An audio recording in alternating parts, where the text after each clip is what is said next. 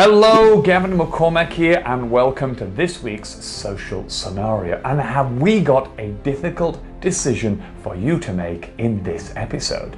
This week is all about technology, and we want to put you into the shoes of a mother. The mother of a daughter who has got a very tricky question to ask at the dinner table this week.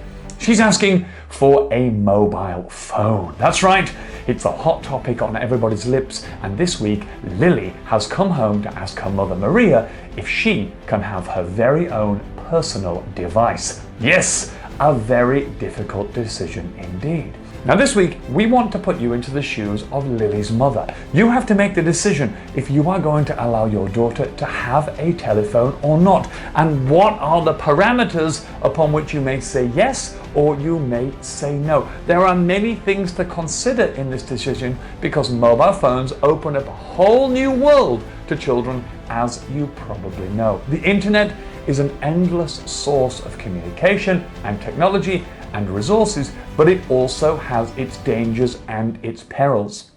Now this week, we want you to consider the position of Maria, Lily's mother.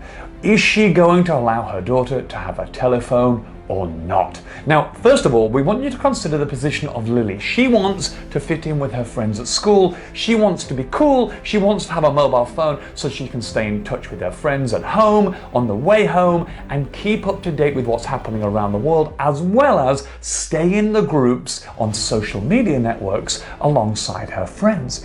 But then we want you to consider the position of Maria, Lily's mother. You see, the internet is a very, very dangerous place. There is lots of content on the internet which we do not want our children to see. And also, social media can be very, very addictive, and so can smartphones. So this is a position that Maria is in. She has to make the decision. She wants her daughter to be happy and stay in touch with all of her friends, but she also wants to protect her daughter.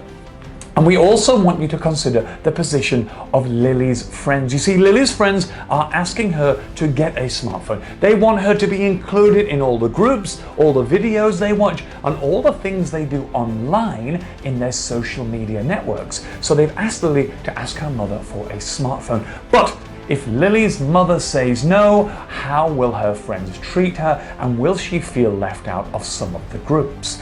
So this week's social scenario is very tricky indeed, because you are children and you are coming through that process now of starting to integrate technology into your lives. But is it a good decision? You see, in the future, you may be a parent, you will definitely be an adult, and you will have to decide on other people's behalf. Now, as children, we always think that we know what we want and we know what's right and wrong. And sometimes our parents say yes and they say no. And we can be very upset at their decision if they say no to something that we want. But this week, we want you to put yourself in the shoes of an actual adult, an actual parent who has to make this decision. Now look at this decision through the lens of an adult. Try to avoid looking at it through the lens of a child, and put yourselves in the shoes of Maria. If she gives her daughter a smartphone, what are the dangers and the problems with that?